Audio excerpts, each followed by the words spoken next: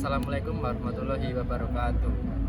Kami dari kelompok 4 yang mengangkat tema RKB atau Rintisan Kelurahan Budaya antara Dinas Pariwisata, Dinas Kebudayaan, dan Kelurahan Rejowinangun. Sebelumnya perkenalkan, saya Haristra Perdana. Saya Yohanes Setiawan. Oke, setelah perkenalan tadi kita akan memasuki mengenai RKB. Apa sih itu RKB?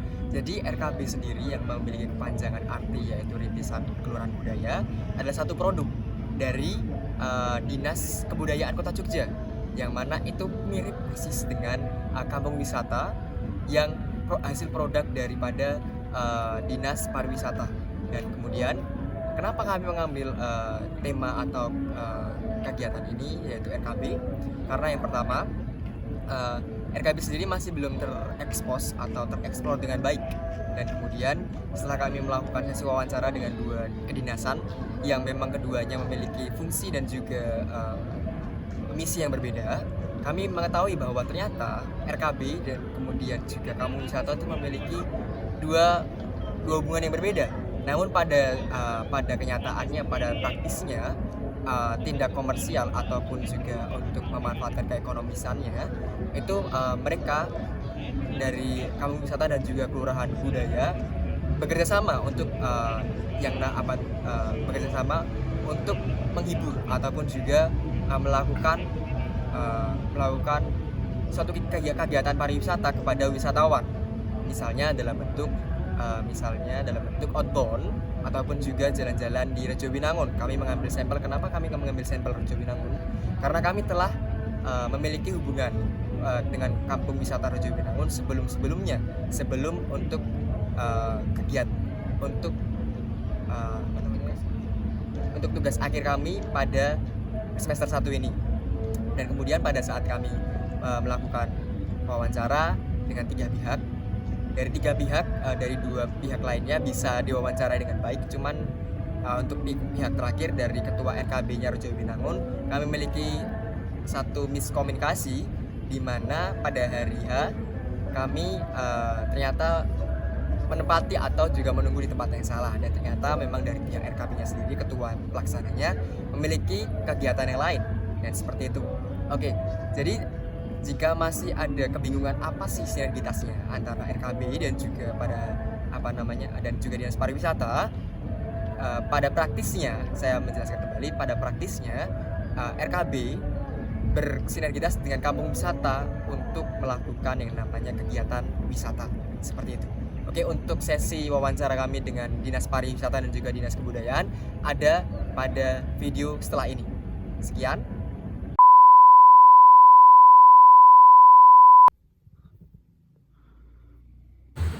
Sebelumnya, Assalamualaikum warahmatullahi wabarakatuh. Di sini saya, Yohanes Setiawan, dan juga bersama dengan tim saya, teman-teman saya ada Haris dan juga Sasti, akan melanjutkan sesi wawancara mengenai tema yang diangkat, yaitu RKB atau Rintisan Kampung Budaya yang terjadi di Kampung Wisata Rejowinangun. Dan saat ini kami akan melakukan sesi wawancara dengan Ibu Lis dari pihak Dinas Pariwisata dan juga ada dari pihak divisi kelembagaan juga. Oke, di sini kita langsung saja wawancarai beliau-beliau ini untuk lebih mengenal dekat apa itu kelembagaan dengan Rejowinangun, dengan Dinpar dan lain sebagainya. Oke, sebelumnya selamat pagi Ibu dan juga Ibu. Terima kasih atas kesempatannya kali ini, dan juga terima kasih karena telah menerima kami sebagai tamu dan juga bisa mewawancarai Ibu sekalian. Oke. Sebelumnya saya mau nanya, Bu, izin bertanya, untuk Dinpar sekarang ini kan statusnya dari Rejowinangun kan sudah menjadi kampung wisata mandiri, Bu, kan? Dan di sana kami juga kemarin sudah berbincang-bincang dengan salah satu pengelola di sana. Kalau memang sekarang ini di status mandirinya sudah tidak menerima seperti bantuan dana yang untuk pengembangan kampung wisata secara reguler seperti sebelumnya gitu, dan juga dana CSR yang lainnya. Nah, untuk perkembangannya dari kampung wisata Rejowinangun dari tahun 2012 disahkannya melalui SK hingga tahun 2022, apakah masih ada PR yang belum terlaksana dari Dinas Pariwisata untuk kampung wisata Rejowinangun seperti itu? Ya, baik. Terkait dengan kampung wisata Rejowinangun, Ini memang adalah salah satu kampung wisata yang ada di Kota Yogyakarta. Di Kota Yogyakarta ada 18 kampung wisata, salah satunya adalah Rejowinangun. Nah, untuk Rejowinangun memang menjadi satu perhatian yang cukup membanggakan bagi kami, karena Rejowinangun itu salah satu kampung wisata yang memang kalau melalui akreditasi yang dilakukan oleh teman-teman kelembagaan levelnya lebih tinggi dari kampung wisata yang lain. Yang saya dengar adalah dia sudah dimandiri ya, Mbak Leli ya. Jadi kalau bicara tentang level dari akreditasi itu adalah kampung wisata rintisan, berkembang, maju dan mandiri. Nah, berarti ini paling atas nih, Mbak Leli. Nah, itu satu hal. Yang kedua adalah kampung wisata Rejowinangun itu juga ketika kami ikutkan lomba di dalam Anugerah Desa Wisata Indonesia tahun 2021, dia berhasil masuk 50 terbaik dari 1.700 berapa desa wisata yang ada di Indonesia pada saat itu. Nah, setelah masuk 50 terbaik, dia juga meraih juara 2 kategori CHSE Desa Wisata terbaik di Indonesia pada tahun 2021 dan dikunjungi Bapak Menteri Pariwisata Bapak Sandiaga Uno pada tahun 2021. Yang paling terakhir terkait dengan Rejowinangun, kemarin ketika kami buat semacam pendampingan kepada 18 kampung wisata, kami melakukan penilaian dan mempersiapkan kampung-kampung wisata yang lain ini agar lebih siap menerima wisatawan dan lebih siap kalau mengikuti ada kompetisi-kompetisi di tingkat provinsi dan di tingkat nasional. Rejowinangun memang tidak kami jadikan sebagai juara lagi karena beliau sudah kampung wisata Rejowinangun itu sudah menjadi kampung wisata level tingkat nasional. Jadi tidak mungkin kita kompetisikan di tingkat kota, tapi dia kami beri gelar sebagai kampung wisata inspiratif, ya. Jadi dia menjadi inspirasi bagi kampung-kampung wisata lainnya yang 17.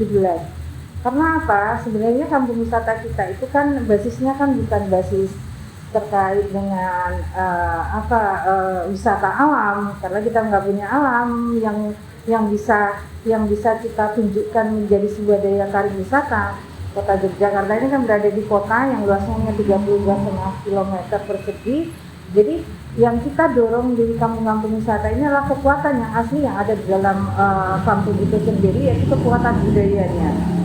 Nah, Rejowinangun ini telah menginspirasi yang lainnya. Artinya apa? Ketika berkompetisi di tingkat nasional, tidak harus yang view-nya bagus dan cantik, karena kita pasti kalah dalam hal itu. Tapi dengan dia sebenarnya kampung wisata, kampung yang sebenarnya biasa saja kalau orang melihat, tetapi dia bisa menunjukkan keunikannya yang biasa itu bisa jadi menarik.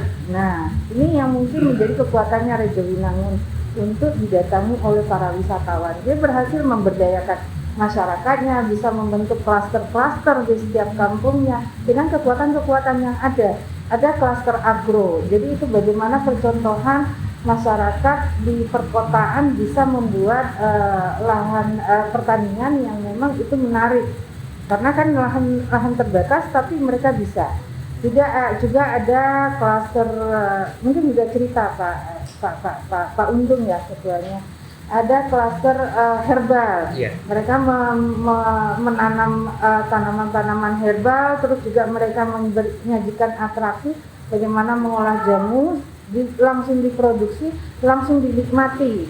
Juga ada klaster tentang kerajinan. Orang banyak membuat kain, membuat kerajinan. Itu juga menjadi satu daya tarik wisata. Ada klaster yaitu kesenian ya. Di sana kan ada gejolak lesung, ada sanggar tari yang terkenal dari Rejowinangun itu tari edan-edanan. Nah itu setiap kampung itu punya kekuatan. Itu jadi menarik gitu loh. Bagaimana masyarakat di sana bisa diorganize seperti itu menjadi satu kekuatan yang bagi kita mungkin orang Jogja itu biasa. Tapi bagi orang lain, apalagi mungkin dari luar Jawa atau turis mancanegara itu jadi menarik. Dan dia berhasil mengemas itu. Nah, itu terkait dengan Rejowinangun. Setelah dia menjadi juara di tingkat nasional, Rejo Winangun terus memperbaiki paket-paket wisatanya, berkolaborasi dengan semua kekuatan yang ada di wilayahnya. Nah, ini kunjungan tamu ke sana cukup tinggi dan dia sudah membukukan tentang berapa jumlah kunjungan dari Januari sampai bulan Oktober. Mungkin nanti bisa tanya sama Pak Untung. Terus juga bagaimana dampak atau penghasilan yang mereka dapatkan dari bergeraknya sektor wisata berbasis wilayah di sana. Jadi mungkin PR yang kalau pertanyaan tadi PR apa nih yang masih belum, mungkin pemasarannya harus kita genjot lagi.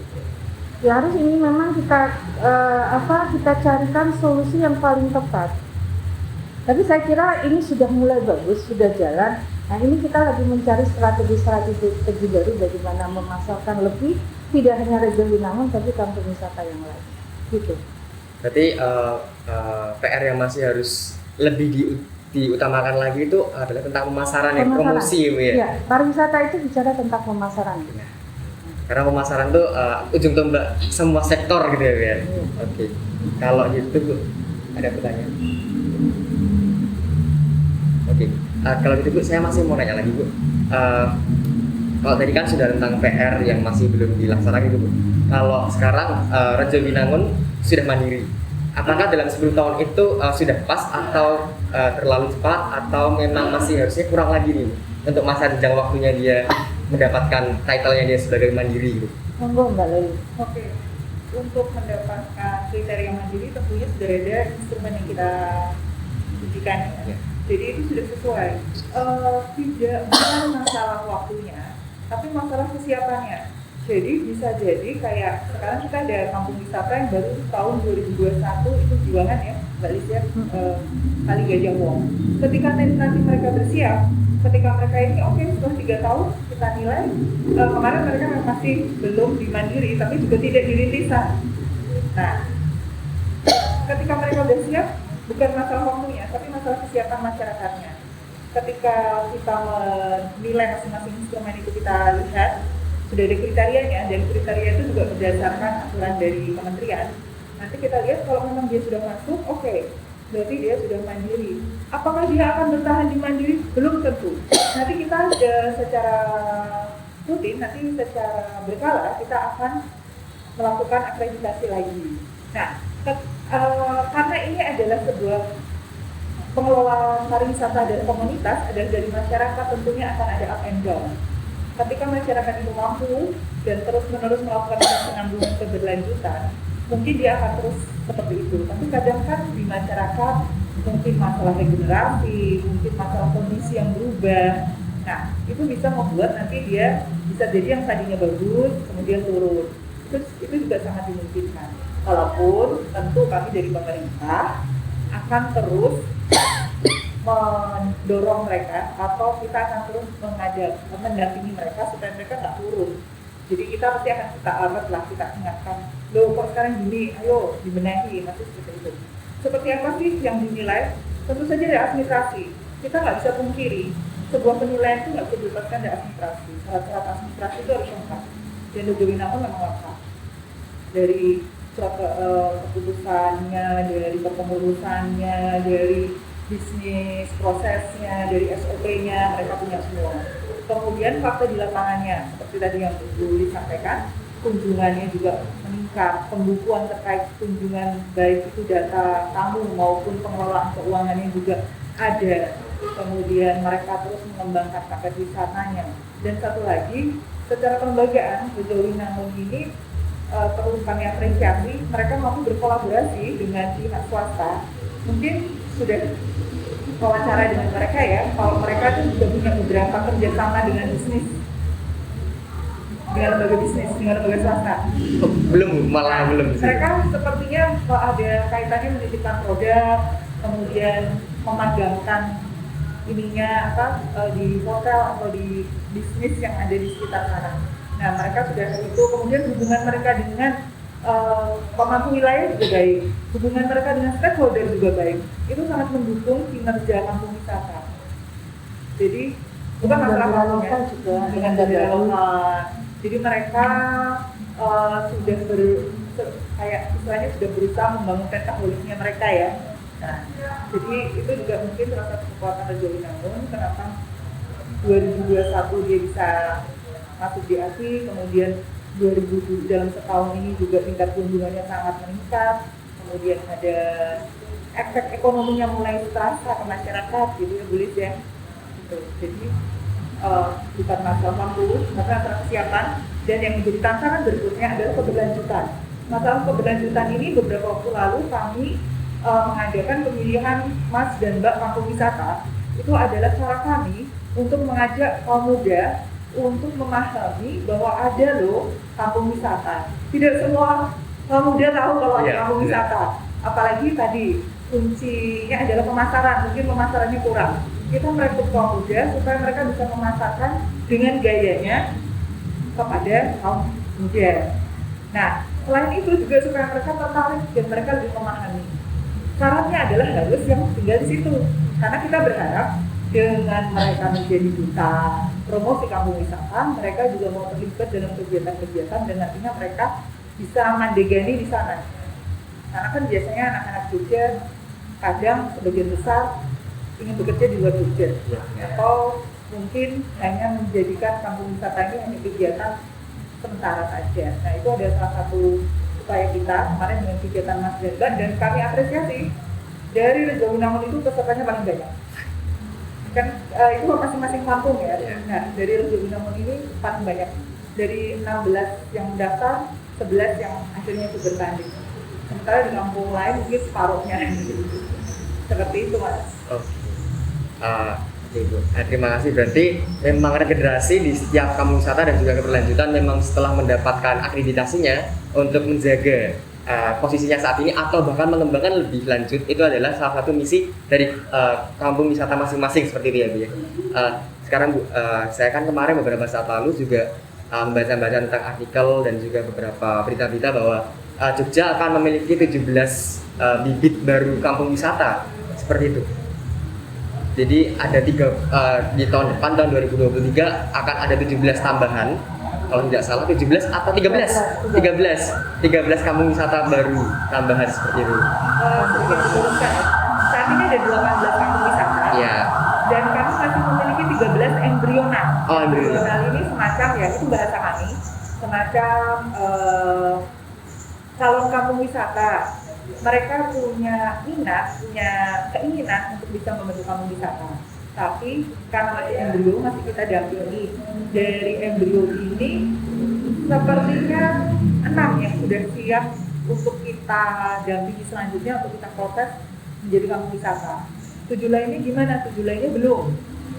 Karena kuncinya tadi, kampung wisata itu bukan pekerjaan kita, tapi bukan kita yang melakukan, bukan kami dari birokrasi yang melakukan. Seperti halnya kok dari Taman Pintar kan kami yang mengelola. Tapi kalau kampung wisata kan kita kembalikan ke masyarakat. Porsi terbesar adalah di masyarakat. Kami memfasilitasi, mendampingi, membimbing. Nah, jadinya dari 13 embrional itu 6 yang nanti akan kita dampingi untuk menjadi kampung wisata, sementara 7 lainnya masih kita lihat lagi. Masih terus dilihat dan juga dibina bagaimana bisa enggak dibuat, mampu nggak mereka, karena lagi kembali ada syarat administrasi yang harus dilengkapi. Syarat administrasi otomatis tidak hanya di atas kertas kan, itu harus betul-betul ada di lapangan.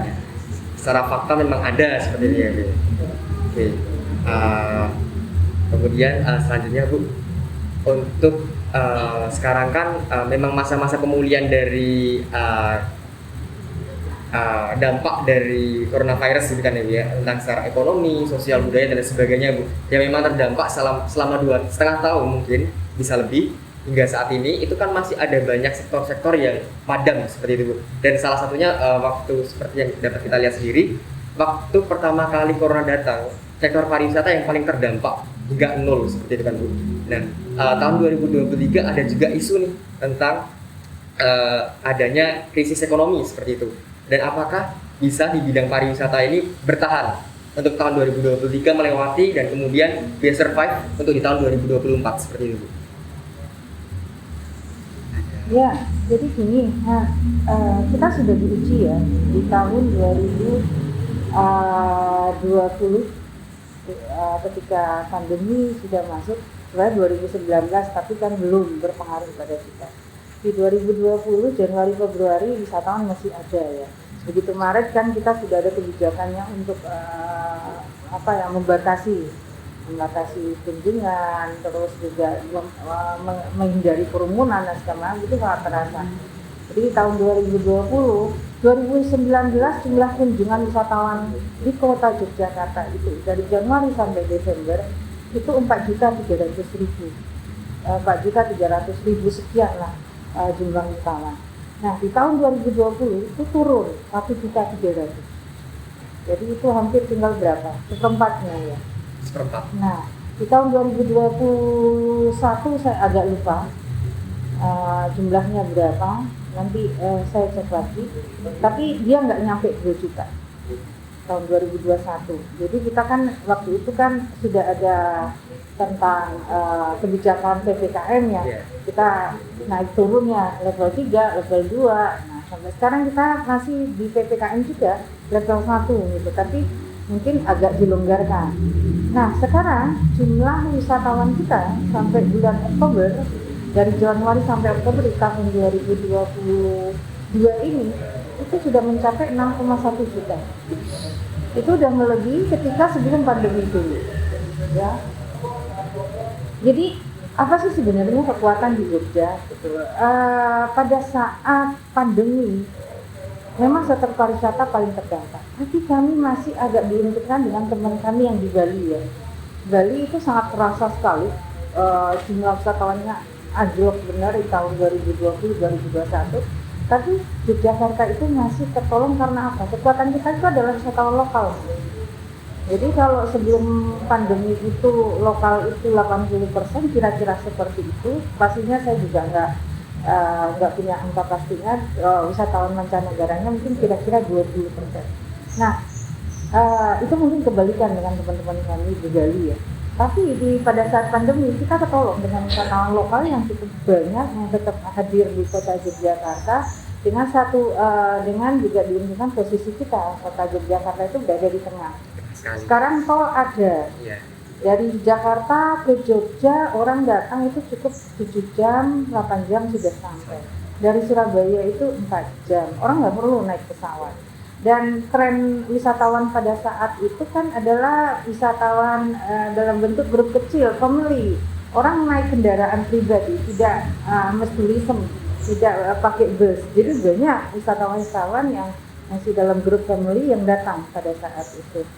Juga mungkin wisata kita juga banyak ditopang oleh UMKM, kuliner, souvenir, segala macam. Jadi kita masih bergerak lah di tahun itu. Nah di tahun ini kita memang mempersiapkan karena ini jumlah wisatawan sudah mulai masuk cukup signifikan. Tadi saya sampaikan mungkin kita juga angkanya sudah melebihi dari tahun 2019. Kita bersyukur dari sektor pariwisata meskipun kita dalam hal ini tetap meminta semua stakeholder termasuk industri pariwisata tetap menjaga prokes, tetap menjaga CHSE-nya tetap harus ada gitu loh. Nah, sehingga wisatawan tetap percaya Jogja itu aman lah dikunjungi. Nah, harapan kita ini adalah kekuatan kita bersama untuk tetap bertahan dan mungkin dengan moto kita bangkit lebih kuat ya. Jadi bangkit lebih kuat. Jadi kita berharap ini kita bisa melewati masa sulit ini dan ini sudah kita buktikan di tahun 2022. Terkait dengan ada isu tentang resesi ya, resesi ekonomi di tahun 2023. Nah ini sebenarnya kita boleh sih kita waspada, tapi kita tetap harus optimis gitu loh. Kita jangan sampai ini, ya, itu yang kita sampaikan kepada para pelaku wisata. Dalam era seperti itu kan kompetisi sangat kemampuan untuk bersaing itu sangat diperlukan. Makanya termasuk kita berharap kampung wisata kita juga segera berbenah kita menjadi kompetitor yang handal untuk menarik wisatawan datang ke kota Jogja. Ya bagaimanapun kita harus memang meningkatkan inovasi-inovasi, pelayanan terbaik. terus sesuatu yang baru harus terus kita lakukan. Nah, itu yang mungkin kita lakukan kepada industri-industri sih. Kemarin kita juga sampaikan sektor-sektor mana yang masih bisa kita gali. Kalau wisatawan mancanegara mana yang potensi ini yang kita ini yang bisa kita guide nanti menjadi wisatawan kita. Karena kalau melihat dari bukan kajian ya, analisis dari para pengamat ekonomi, kan krisis kemungkinan melanda Eropa dan segala macam. Nah, ayo pasar kita mungkin Asia itu mungkin yang kita sasar gitu. Dan kalau saya melihat juga analisisnya mungkin kita masih lumayan stabil dari yang lain, artinya wisatawan lokal masih bisa kita harap. Nah, kira-kira seperti itu. Boleh waspada, kita memang harus waspada, tapi jangan pesimis, harus tetap optimis. Berarti secara lebih luasnya adalah pada saat kita diuji secara general, bahkan yang secara terdampak paling besar itu adalah masa-masa konsolidasi. Jadi masa-masa kita bisa merancang lagi lebih jauh, bagaimana kita bisa menembus sesuatu yang sebelumnya tidak bisa kita bayangkan seperti itu ya. Iya. Jadi kalau di tahun 2019, 2020, 2021 kami sering melakukan diskusi-diskusi dengan stakeholder pariwisata ya, dengan Asita, HPI, pemandu dengan PHRI, dengan teman-teman asosiasi pengelola mall, kampung wisata, Pokdarwis. Itu adalah masa kami melakukan konsolidasi kemarin. Dan saya tidak tahu pengaruh atau tidak dari hasil kita melakukan konsolidasi pada saat itu sehingga berpengaruh meningkatnya ini. Kita memang belum buat kajian ya, tapi alhamdulillah hasilnya lumayan baik sih sekarang. Jadi memang sektor pariwisata memang yang kalau dikata orang tidak punya fondasi kuat yang seperti kena angin langsung jatuh, tapi berdirinya juga cepat seperti itu ya. Berarti tahun 2023 resesi, it's okay, kita bertahan, kita survive, kita bisa bersama-sama untuk lebih mengedepankan tentang bergeser. Kalau misalnya sebelumnya ada di pasar Eropa, kita bisa bergeser ke pasar-pasar yang lainnya seperti itu. Baik, saya perbaiki lupa saya. Tadi saya bilang Januari sampai Oktober, Januari sampai November ya, 6,1 dan 6,1 juta. Desember yang high season mungkin 1,5 juta bisa dapat. Harapan kita nembus 7. Jadi 2 kali lipatnya dari sebelumnya nggak sih, Bu? Ya, hampir 2 kali Kalau lipat. dari sebelumnya iya jelas, karena kan 1,1 sekian. Tapi dari sebelum pandemi di 2019 kan kita 4, sekian. Kalau kita nanti bisa 7 ya 75%. Tapi ada kekhawatiran nggak, Bu, kalau misalnya setiap tahun nih kita naik tingkat bisa sampai 8 juta, sampai misalnya bahkan tembus 10 juta dengan daerah Jogja yang saya bisa dibilang secara geografis kecil gitu kan, Bu, kemacetannya kan akan jadi luar biasa seperti itu. Iya, sebenarnya kan gini, kita kan bicara nanti itu akan bicara quality tourism. Jadi kita harusnya bicara lagi tidak hanya jumlah wisatawan. Tourism, tapi kita sudah harus memikirkan juga quality tourism. Iya, jadi kita tidak bicara jumlah kunjungannya, tapi kita juga harus bicara belanjanya dan lama tinggalnya. Itu yang mungkin nanti akan menjadi fokus kami besoknya gitu. Jadi sekarang lama tinggal kita itu masih 1,7 hari ya. Kita masih jauh dari Bali, itu udah 3 atau 4 kayak ya. Batam itu sampai 5 hari ya lama tinggal wisatawan rata-rata loh. Rata-rata. Nah, kita itu berharap nanti ini melebihi 2 hari dengan semakin banyaknya pilihan-pilihan yang diberikan terkait dengan daya tarik wisata di kota Yogyakarta ini. Orang akan tinggal lebih lama. Harapan kita itu dari kampung wisata. Mampu nggak kampung wisata menahan lama tinggal wisatawan di kota Jogja? 18 kampung wisata kita itu kan punya produk yang spesifik, yang berbeda. Jadi orang mau apa sebenarnya tinggal milih aja sih kampung wisata. Ya. Jadi tahunan dia brand kampung kain Nusantara ya. Nah, orang mau bicara tentang kain jemputan, batik, ekoprint, itu bisa lihat prosesnya begini. Kalau mau bicara tentang bagaimana konservasi air, sekolah sungai ada di Cokroji Lindakan. Mau bicara susur sungai, code dengan belusuan kampung, itu ada kampung wisata Dewa Bronto. Mau melihat Malioboro di sisi lain, ada Sosro Menduran, kampung wisata Sosro Menduran. Ada festival Sarkem, Apoman, di sana yang orang lain mungkin nggak tahu gitu, tapi itu menarik. Terus kalau mau melihat budaya di kekuatan seperti kampung wisata Paku Alaman, yaitu ada tempatnya juga Puro Paku Alaman itu mungkin, tapi kita belum bisa masuk ya. Itu bisa menikmati suasana di sana, sama ada jemparingan dengan memanah cara Jogja gitu loh, yang itu juga sebenarnya menarik. Misalnya kampung wisata Pandean, dia dengan wisata, mungkin orang belajar tentang bagaimana membuat gamelan, memainkan gamelan, tentang wayang dan segala macam. Jadi banyak sekali keunikan. Nah, hanya saja ini memang belum terekspos secara masif. Kalau kami sih dari Dinas Pariwisata berupaya ya.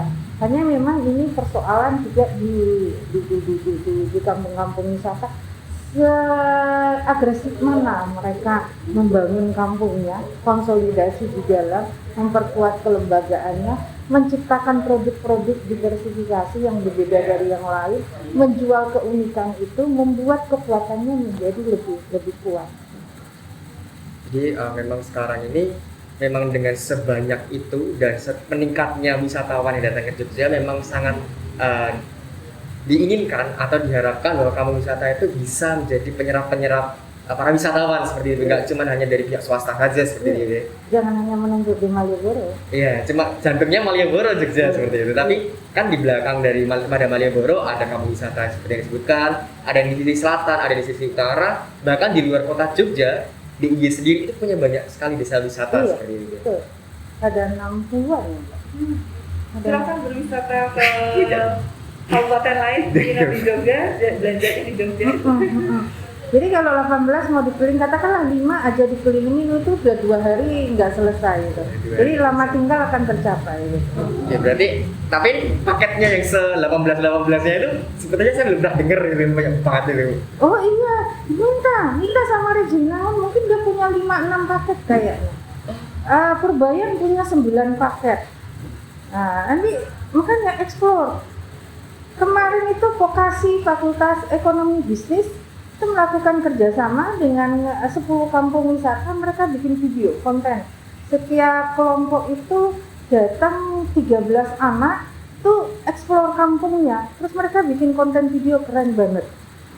Nah, masih ada Sayidan juga, Kauman ya, kampung wisatanya menarik. Kita termasuk yang kita pernah bicarakan ya, Bulis, kita pernah berharap bahwa anak-anak mahasiswa baru masuk atau KKN itu juga untuk masuk ke tempat wisata, kemudian mereka nge-vlog ini dan melihat kehidupan di sana.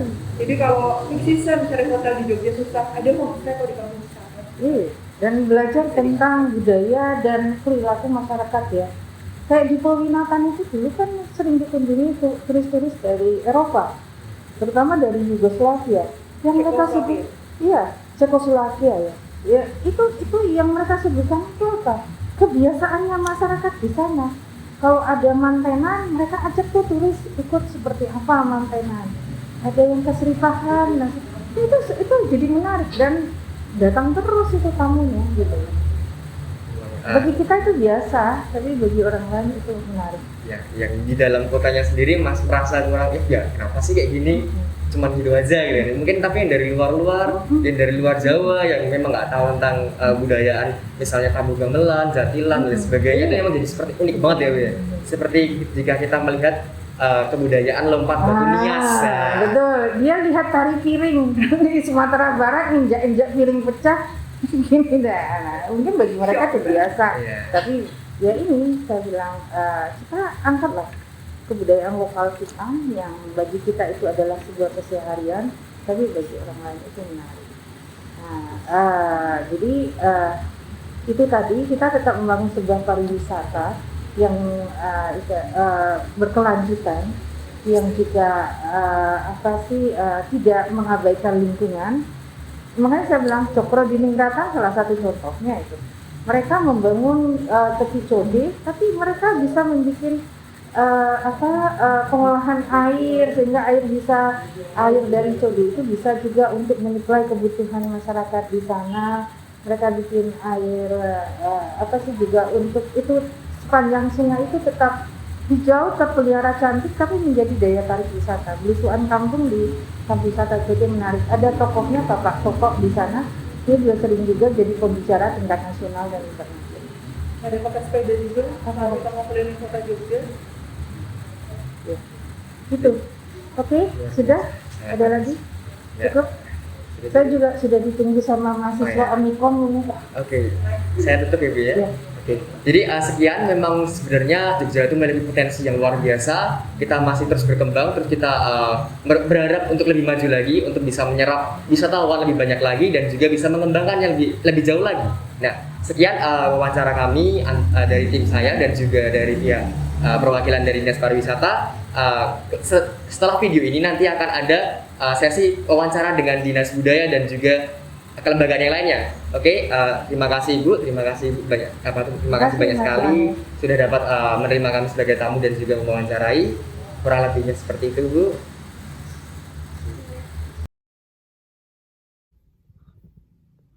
Assalamualaikum warahmatullahi wabarakatuh. Di sini saya Yohanes dan juga teman-teman saya ada Sasti dan juga Haris. Setelah kemarin kita telah berwawancara dengan Dinas Pariwisata dengan Ibu Lis dan juga temannya dari divisi kelembagaan, dan sekarang kita ada di Dinas Budaya yang akan membahas lebih jauh mengenai RKB. Sejak kemarin kita sudah membahas tentang kampung wisata yang mengenai produk daripada Dinas Pariwisata. Sekarang kita akan membahas mengenai RKB yang mana adalah produk dari Dinas Kebudayaan. Dan di sini kita bersama dengan Pak Muchlis yang sebagai perwakilan dari Dinas Budaya. Selamat siang Bapak. Siang, Mas. Gimana kabarnya Pak? Alhamdulillah sehat. Kemarin pas hujan-hujanan juga kurang gitu ya Pak ya? Iya, alhamdulillah bisa menjaga kesehatan ya. Yang penting itu sih sekarang ini. Kebetulan ini kita juga di Dinas Budaya banyak sekali event ya. Jadi emang kita harus pintar-pintar jaga kondisi. Harus prima terus ya? Iya. Udah di penghujung tahun ini Pak maksudnya. Betul. Oke, kita lanjut ke selanjutnya Pak. Oke, mengenai RKB nih Pak. Itu RKB itu secara garis besarnya bagaimana Pak? Baik. Berbicara mengenai RKB atau rintisan kelurahan budaya itu memang kita harus menariknya dari adanya pembentukan kelurahan budaya di tingkat provinsi DIY. Jadi dasar hukumnya adalah Peraturan Gubernur Nomor 36 tahun 2014 kelurahan budaya, di mana di situ kelurahan yang memang mempunyai potensi budaya yang meliputi ada potensi, ada tradisi, ada kesenian, permainan tradisional, ada potensi kuliner, kerajinan tradisional, bahasa, sastra dan aksara dan sebagainya. Di mana kelurahan tersebut sudah mempunyai pengelolaan yang bagus dalam pelestarian dan pengembangan potensi budaya itu, kemudian dinilai sama tim akreditasi dan kemudian ditetapkan menjadi kelurahan budaya. Intinya kita harus tarik pemahamannya dari situ, dari adanya kelurahan budaya itu di tingkat DIY. Nah, rintisan kelurahan budaya itu dipersiapkan oleh pemerintah kota, dalam hal ini adalah kota Yogyakarta ya, untuk menuju kelurahan budaya. Gitu. Jadi rintisan ini dipersiapkan dengan nanti didata potensinya, kemudian juga dibina SDM-nya supaya nanti ketika ada penilaian kelurahan budaya tingkat provinsi, kelurahan-kelurahan rintisan ini siap. Intinya adalah itu. Jadi sebelum mencapai kelurahan budaya tingkat yang paling atas nih Pak, Ya, itu yang ada berapa tinggi. step nih Pak? Kalau sebelum yang dimulai dari rintisan? Ya. Jadi di tingkat kota itu ada dasar regulasinya juga, Mas. Jadi yang pertama itu nanti bisa teman-teman cek, itu ada peraturan wali kota 142 tahun 2020 tentang rintisan kelurahan budaya. Jadi di situ mengatur mekanisme kelurahan di wilayah kota itu nantinya ditetapkan menjadi RKB atau rintisan kelurahan budaya. Jadi kalau di DIY kan ada kelurahan budaya, nah di kota itu ada rintisan kelurahan budaya. Nah untuk menuju ke rintisan kelurahan budaya itu juga ada mekanismenya Mas. Jadi kelurahan-kelurahan di kota Yogyakarta itu dinilai mana kelurahan yang layak nih jadi rintisan kelurahan budaya. Nah dinilai oleh tim akreditasi tingkat kota. Nah, setelah dinilai dan dinyatakan layak baru ditetapkan. Nah, dasarnya adalah melalui peraturan wali kota tadi. Nah, seperti itu. Jadi memang ada tahapan-tahapannya. Seperti misalnya kelurahan yang belum RKB itu harus mempersiapkan data potensi mereka. Kemudian juga harus mengusulkan ke wali kota supaya ditetapkan menjadi RKB. Nah, mereka juga harus menyusun kepengurusan ya. Jadi kepengurusan calon RKB ini gitu ya. Nah dari semua dokumen tadi yang dipersiapkan tadi, kemudian nanti diajukan ke kota, pemerintah kota melalui dinas kebudayaan. Nah nanti dinas kebudayaan yang menilai apakah ini layak enggak ini jadi RKB seperti itu. Jadi memang ada tahapan-tahapannya. Nah setelah dinyatakan layak, ya nanti ditetapkan melalui keputusan wali kota menjadi rintisan kelurahan budaya. Siap. Untuk pertanyaan selanjutnya, nomor 2, kira-kira apa yang mendasari atau melatar belakangi terbentuknya RKB ini? Ya selain untuk mempersiapkan menjadi kelurahan budaya tentu saja kan yang paling mendasar itu kan kebutuhan untuk melestarikan dan mengembangkan kebudayaan yang ada di kota Jogja. Jadi intinya ke situ sih. Jadi Jogja itu kan punya potensi budaya yang luar biasa ya. Dari mulai kesenian, dan seni itu kan macam-macam, ada seni tari, seni musik, ada seni kriya, macam-macam seni. Dan juga potensi budaya yang lainnya, ada tradisi dan seterusnya. Nah itu kan ada keharusan untuk melestarikan budaya tersebut. Apalagi kita berbicara misalnya dalam konteks pariwisata ya, pariwisata di kota Jogja itu kan basisnya kan budaya.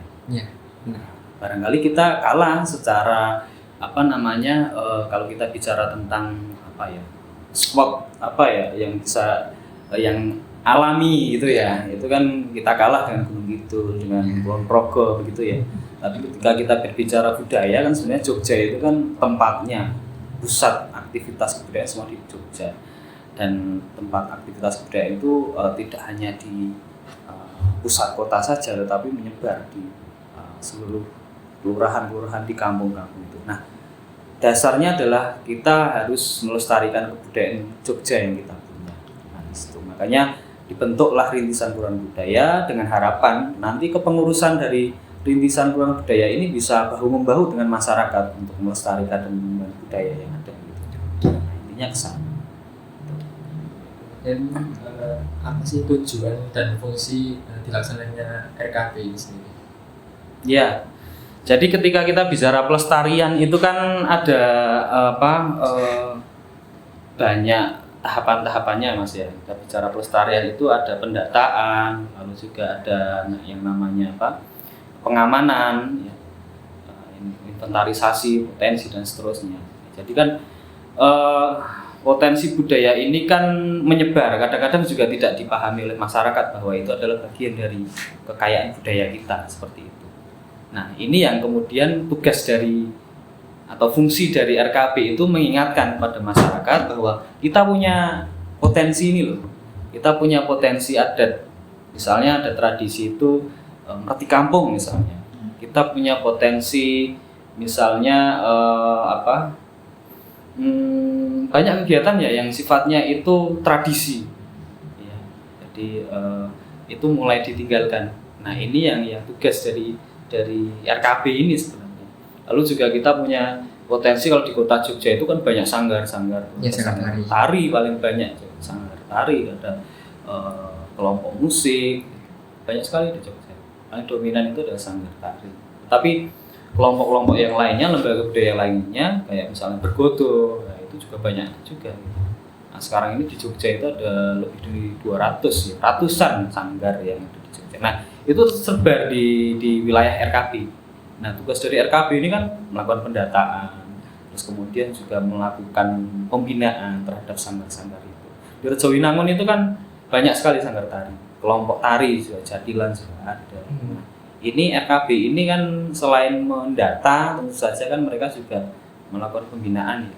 Jadi mendekati sanggar-sanggar yang ada supaya sanggar-sanggar itu tetap semangat dalam melestarikan aktivitas mereka.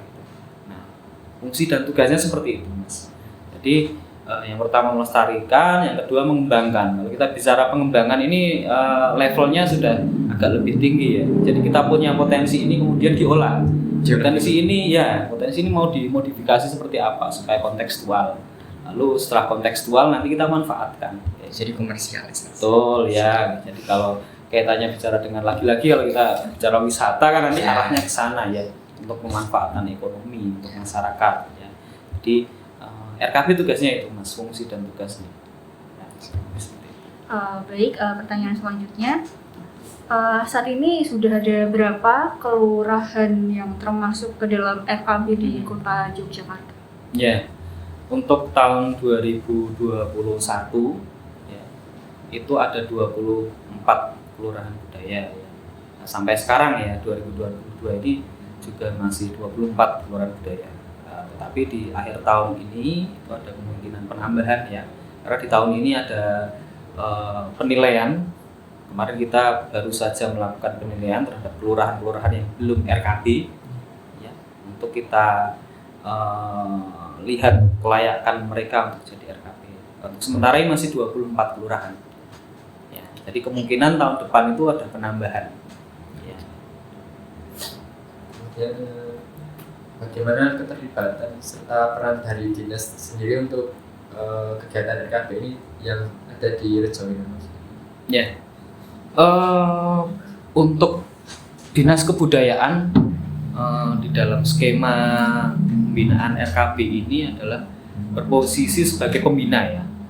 Jadi teman-teman bisa lihat di perwal tadi ya tentang RKB tadi ya. Jadi apa yang dikerjakan oleh dinas kebudayaan dasarnya adalah perwal tersebut gitu ya. Jadi di perwal tersebut bentuk-bentuk pembinaannya itu diantaranya pengembangan SDM. Nah, pengembangan SDM itu ada berbagai macam kegiatan seperti workshop ya, lalu juga pelatihan kepemimpinan, pelatihan manajemen di situ ada. Kemudian juga dukungan promosi. Nah, dukungan promosi ini seperti misalnya pembuatan video profil atau pembuatan materi-materi yang sifatnya itu bisa untuk bahan promosi. Nah, itu juga dari dinas dukungannya seperti itu. Lalu kemudian juga ada dukungan fasilitasi anggaran ya. Jadi untuk pelaksanaan kegiatan event budaya di RKB. Jadi misalnya kalau kita bicara Rejowinangun kemarin itu juga seperti RKB yang lainnya kita fasilitasi untuk bisa melaksanakan acara gelar budaya di sana. Di tahun 2022 ini itu kita berikan dana fasilitasi supaya mereka bisa menampilkan potensi kita ini apa aja. Kalau kita berbicara RKB berarti ada tadi 11 potensi tersebut ya. Nah di gelar budaya itu semuanya disampaikan potensinya, ada potensi keseniannya, ada potensi kuliner, kerajinan, semua ditampilkan. Nah nanti teman-teman mungkin bisa lihat deh, bisa cross check nih dokumentasi kegiatan gelar budaya tersebut ya. Jadi potensi apa saja yang ditampilkan di sana. Nah salah satunya dukungan dinas itu, Mas. Jadi ada pengembangan SDM ya, melalui pelatihan ataupun workshop, ada kemudian sarana dukungan promosi, ada juga fasilitasi kegiatan seperti tadi. Oke. Berarti misi utamanya kalau tadi sudah dijelaskan ada beberapa gitu ya Pak ya. Memang sekarang ini kan memang tahun 2022 itu lebih banyak kaum milenial yang menganggap bahwa budaya orang Eropa itu lebih tinggi daripada budaya kita sendiri. Padahal sebenarnya itu budaya kita sama-sama berkualitas, berpotensi yang segitu banyaknya. Kayak yang kemarin kita adakan di Bali KTT G20 gitu ya Pak. Mereka aja para pemimpin bangsa-bangsanya mereka, negara-negara mereka aja sangat antusias, bahkan menghargai potensi Indonesia itu banyak banget. 1.300 suku loh. 1.300 suku, 17.000 pulau dan lain-lainnya itu kayaknya tuh punya potensi yang harus memang dijaga dan harus selalu dilestarikan. Ya memang sekarang itu menjadi sangat disayangkan banget bahwa kaum muda itu menganggap bahwa diri mereka itu aku lebih suka bangsa Eropa, budayanya mereka gini gitu. Aku lebih suka Asia Utara atau Asia yang sebelah sana seperti atau misalnya Korea Selatan. Sekarang drakor tuh banyak banget tuh, Pak. Budaya apa sih yang kita nggak tahu dari Korea Selatan gitu. Promosinya pemerintah mereka tuh udah yang levelnya terlalu gitu banget. Ya memang Korea Selatan sih mereka di lain daripada itu, mereka sudah membuat atau sudah merancangnya dari 1980 kalau saya baca. Itu mungkin memang kita bisa dianggap mungkin agak telat, tapi memang daripada nggak sama sekali ya, malah udah hilang, dibangun lagi kan udah beda lagi kulturnya, sudah beda lagi, feelsnya udah beda lagi. Nah sekarang memang jadi apa namanya, harusnya menjadi suatu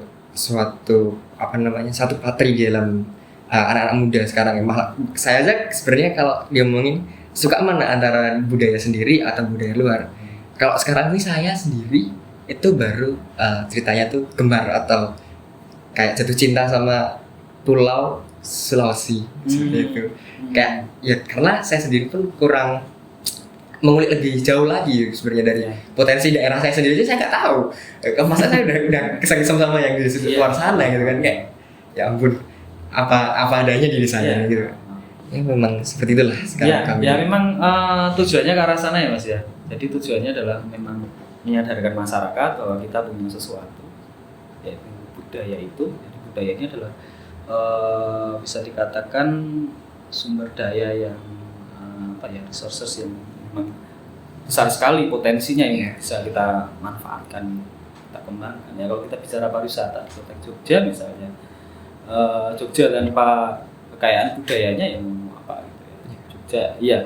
Kalau kita berbicara budaya kan termasuk juga sebenarnya kan kawasan cagar budaya, bangunan cagar budaya, bangunan warisan budaya. Itu juga masuk di dalam ranah RKB juga. Ketugasan untuk melestarikan ini juga masuk di dalam ranah kelembagaan RKB. Jadi salah satu potensinya saya lupa tadi menyebutkan ya. Jadi 11 potensi itu maksudnya adalah bangunan cagar budaya juga. Nah, ini harus kita jaga. Jadi bicara tentang Jogja, bicara tentang budaya, bicara tentang tata ruangnya, semua itu aspek kebudayaan. Semua di dalam atau di balik dari bangunan cagar budaya, kawasan cagar budaya itu ada filosofinya. Nah, dua hal ini yang kita pengen lestarikan, kita jaga. Intinya seperti itu. Jadi kita juga ngajak generasi muda juga. Jadi supaya bagaimana mereka mencintai tahu mencintai juga nanti bisa memanfaatkan itu. Ya mungkin kayak dengan cerita tadi bicara tentang budaya Korea demikian masif kan ya, kan kita sendiri sudah tertarik ya dengan hafal ya itu jadi nanti semua jadi ini ya motivasi kita ya, terutama di masyarakat Jogja ya, supaya kita bisa lebih mengenalkan budaya Jogja. Dan memang kan arah tujuannya kan Jogja itu nantinya kan jadi pusat budaya ya, pusat kota budaya gitu, yang tarafnya sudah internasional kan ya. Asia bukan hanya Asia Tenggara tapi Asia. Intinya arahnya ke sana sih Mas sebenarnya. Itu misi utamanya Pak. Betul, misi utamanya. Keren sih. Ya Kalau nggak gitu ya generasi yang sekarang ini sudah nggak tahu kok. Ya apa-apa. Nggak punya apa dan. Makanya kan ayo kita dorong sanggar-sanggar supaya tetap hidup, sanggar-sanggar tetap bisa. Kan kita melestarikan itu kan yang terlibat itu kan banyak orang Mas ya. Jadi bukan dinas kebudayaan, dinas kebudayaan itu hanya istilahnya mendampingi deh, memberikan pembinaan gitu ya. Tetapi kan sebenarnya banyak terlibat kan masyarakat itu sendiri. Nah, bagaimana kita mengingatkan masyarakat, gitu, bagaimana kita mengajak masyarakat gitu ya. Dan juga tentu saja bersama masyarakat dengan stakeholder yang lain seperti kampus kan, dari kalangan akademisi. Nah, itu kan kita ajak semua yang terlibat di situ. Supaya nanti pelestariannya tetap bisa berlangsung secara berkelanjutan. Oke Pak, untuk pertanyaan terakhir mungkin ya Pak. Itu kemarin dari RKB-nya Rejo kita kembali lagi ke Rejo Itu pada pelaksanaannya, itu apakah masih ada PR yang kira-kira masih kurang nih, Mm-mm. untuk tahun depan tuh akan diperbaiki seperti itu. Oh iya. Ya, tentu saja kalau kita bicara tentang apa namanya pelaksanaan event kemarin ya memang kita harus evaluasi ya beberapa hal ya. Khusus untuk Rejowinangun itu mungkin ada beberapa catatan, diantaranya misalnya memang apa? Yang pertama kita harus apresiasi, ya. Apresiasi karena memang keterlibatan masyarakatnya luar biasa. RKP Rejowinangun kemarin selain melibatkan kelompok kesenian, sanggar, pelaku seni di sana juga melibatkan kelompok UMKM juga yang apa namanya mengembangkan kuliner tradisional, kerajinan tradisional juga dilibatkan juga. Nah, ini patut kita apresiasi. Artinya memang potensi itu sudah terdata dengan baik. Kemudian juga lembaga RKP juga ternyata bisa mengajak ya mereka untuk turut berpartisipasi gitu ya. Hal-hal lain barangkali yang perlu menjadi catatan kan bagaimana kemudian ini dipromosikan yang lebih luas gitu kan. Setelah kita bisa memperlihatkan ini yang kita punya kan tentu saja kita harus memperluas ya siapa yang nanti kira-kira bisa mengakses ke situ. Tujuannya kan itu ya. Jadi tujuannya kan supaya masyarakat itu tidak hanya tahu tapi pengen ke situ gitu loh. Maksudnya kayak gitu. Nah, ini promosinya harus diperluas sih seperti itu. Ya, jadi barangkali nanti perlu untuk RKP Rejowinangun ini juga mengajak generasi muda, generasi milenial gitu untuk memanfaatkan teknologi digital gitu supaya promosi ini bisa lebih masif. Lebih luas jangkauannya. Iya, lebih luas jangkauannya. Jadi ya, dengan adanya event seperti itu kalau bisa dipromosikan lebih masif lewat media digital kan orang jadi lebih tahu kan ya. Orang jadi lebih tertarik ke situ. Jadi kita bicara Jogja itu kalau kita sudah promosikan lewat media digital kan bisa diakses siapapun ya. Jadi bicara Jogja tidak hanya bicara di kawasan pusat kota ya, tapi ternyata ini ada kelurahan budaya di Rejowinangun ternyata. Oke, kita ke sana misalnya seperti itu kan. Ya nggak hanya ke Biro Luko misalnya kalau Rejowinangun kan ya, ternyata ada sanggar tari misalnya di sana. Kita belajar tari ke Rejowinangun, jadi belajar tari ke sanggarnya. Nah, banyak Mas yang bisa kita kembangkan ya, kita berikan masukan pada teman-teman di RKP Rejowinangun ini ya. Nah, di antaranya itu melibatkan generasi muda ini supaya lebih gitu ya. yang penting pertama tuh cinta dulu, Pak.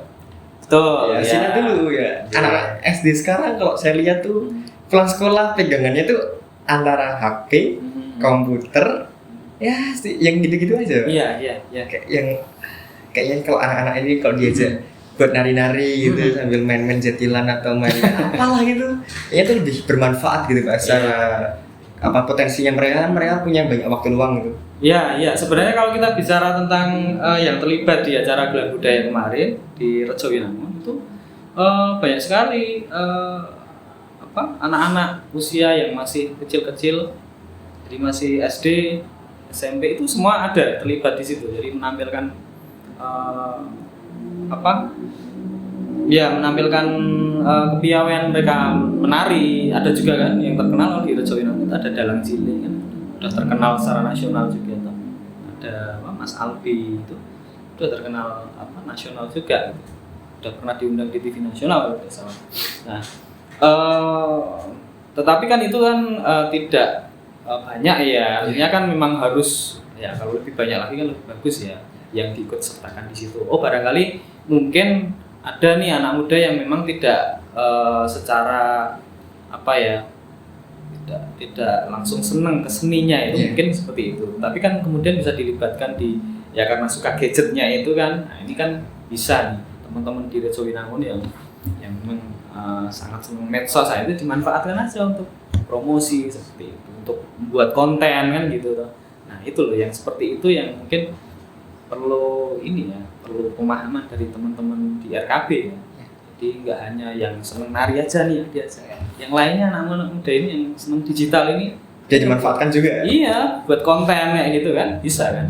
Untuk secara reguler bikin konten-konten, karena kan di sana potensinya banyak. Ada sanggar tari, nah itu saja dibikin konten, misalnya di upload di YouTube, mereka bikin channel YouTube atau seperti apalah ya untuk implementasinya. Ya. Nah itu yang perlu dikembangkan lagi supaya lebih banyak yang terlibat di situ. Nah, kali seperti itu sih. Berarti harus pinter-pinter di bagian promosinya ya Pak? Ya, iya, betul. Kalau promosi itu kan Ujung tombak segalanya. Iya. betul. Ujung tombak segalanya. Betul, iya. Nah di situ kan apa namanya? Memang tujuannya kan ke situ Mbak ya. Jadi memang biar orang itu datang ke situ kan, diantaranya kan, supaya benar-benar kerasa gitu loh kemanfaatannya kan. Kalau kita hanya mengenalkan saja ya barangkali oke lah itu sebagai bahan edukasi kan ya. Tetapi kan dan biasanya kan kalau kita bicara tentang kemanfaatan kan lebih ke ekonomi, dan itu ya kunjungan langsung itu kan langsung pemanfaatan ekonominya kan. Jadi dari sisi promosinya mungkin dari kelembagaan RKB itu perlu itu untuk bikin divisi, dan saya kira sudah ada sih, nanti bisa di cross check yang khusus mengurusi bagian ini, tapi mungkin perlu dioptimalkan nih bagian apanya gitu kan, promosi digitalnya atau promosi apa gitu, strategi-strateginya mungkin bisa dioptimalkan lagi Ya jadi orang-orang itu nggak serasa seperti apa namanya, saya sebagai orang kebudayaan yang membawa, misalnya saya bisa sebagai apa sih yang bayangkan Pak, dalangnya itu cuma dalang aja gitu, kayak warisan dari leluhur saya, tapi saya nggak manfaatkan, jadi kayak ini bukan potensi yang luar biasa. Oh iya. Jadi orang tuh harusnya tuh sekarang sadar gitu. Iya. Apa ya? Ya seperti itu kan, kembali lagi ya pada, jadi kalau prinsip pelestarian itu sebenarnya kan juga sampai tahap pemanfaatannya kan Mas. Nah itu yang masih perlu kita dorong lebih jauh lagi. Ya kita dorong kan ya ke teman-teman ini ya, teman-teman ya RKB gitu ya. Jadi bukan hanya ini ada, tetapi ayo kita bisa ini loh, lebih dari ini, bahwa kebudayaan itu memang kalau kita bicara kebudayaan, teman-teman pernah dengar pemajuan kebudayaan namanya ya. Jadi kita itu kan punya undang-undang pemajuan kebudayaan. Nah salah satu di situ itu ada pemanfaatan, aspek pemanfaatan. Jadi setelah kebudayaan itu terdata dengan baik, kemudian termodifikasi sesuai konteks zamannya, nanti dimanfaatkan itu untuk apa namanya ekonomi juga gitu. Untuk manfaatnya intinya itu. Setelah kemanfaatan ekonomi itu kan tercapai, itu kan nanti kembali lagi ke pelestarian kan jalan terus gitu. dengan sudah misalnya kan ada kelompok kesenian nih yang sudah bisa tampil di mana-mana, sudah bisa menghasilkan apa namanya income gitu ya. Nah nanti kan dari income itu kan mereka terus berjalan kan, otomatis gitu loh. Kecuali kalau nggak ada pemasukan gitu, ya sudah biasanya kegiatannya terus mandek. Tapi kalau sudah jalan, mereka sudah punya pendapatan. Otomatis itu udah jalan sendiri Mas. Kayak gitu.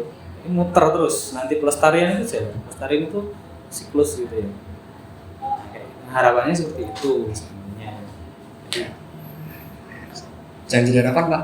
Apa? Harus Pak. Harus. Kalau harapan tuh kayak 50-50 tapi harus itu. Harus ya. Harus jadi misi itu. Oke. Mungkin segitu aja ya Pak ya. Oke, siap. Oke, jadi gitu teman-teman, untuk semua video sepanjang video kita yang ada dimulai dari pengurus pengelola RKB di Rejowinangun, kemudian ada juga video dari wawancara dengan Dinas Pariwisata mengenai kampung wisata, dan saat ini kita lebih mengenal lebih dekat mengenai RKB dari Dinas Kebudayaan. Dan di sini kita dapat simpulkan garis tengahnya dan juga garis besarnya bahwa semua akan kembali kepada siklusnya, kembali ke roda kebudayaan atau roda-roda leluhur yang dulu kita tinggalkan. Yang sekarang mungkin anak-anak muda lebih dekat dan lebih suka dengan yang budaya di luar, tapi kita harus punya cinta dengan budaya Indonesia.